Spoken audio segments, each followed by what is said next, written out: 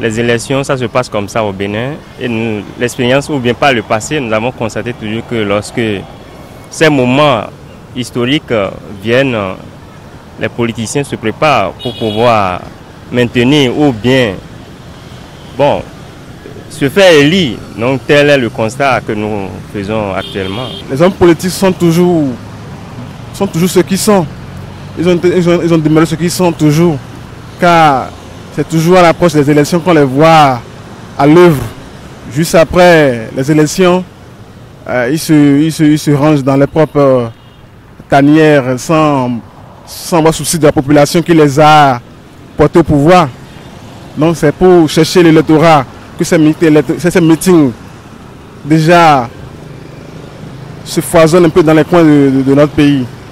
Après, pour avoir l'électorat, et une fois avoir l'électorat, ils sont portés au pouvoir, ils ne pensent plus à la population.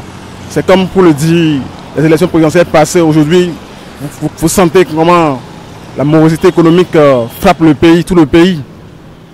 Voilà un peu ce à quoi nous sommes confrontés, nous les populations. Et en tant que jeunes, j'exhorte mes frères jeunes à ne pas vraiment se livrer à ces jeux d'intérêt des hommes politiques. Ces temps-ci, on constate qu'il y a beaucoup de meetings politiques qui s'observent dans le pays. Et souvent, c'est à la veille des élections qu'on constate ces genres de choses. Et moi, je me sens un peu gêné parce que souvent, d'abord, il y a trop de partis politiques au Bénin. Et on ne sait plus à quoi ça sert, cette multiplicité de partis politiques.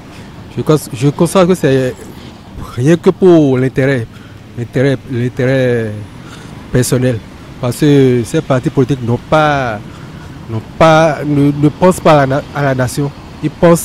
Ces dirigeants pensent à eux-mêmes. Donc moi, je ne pense pas que ces meetings qui se multiplient ces temps-ci, soit pour l'intérêt général, mais plutôt pour l'intérêt personnel. On ne peut pas ne pas avoir un dirigeant à la tête du pays ou bien au Parlement.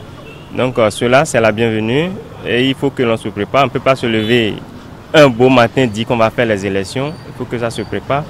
Donc, je pense que c'est de bonne guerre. L'essentiel, c'est que tous ceux qui seront élus soient des gens vraiment qui soient à mesure de défendre la cause des Béninois.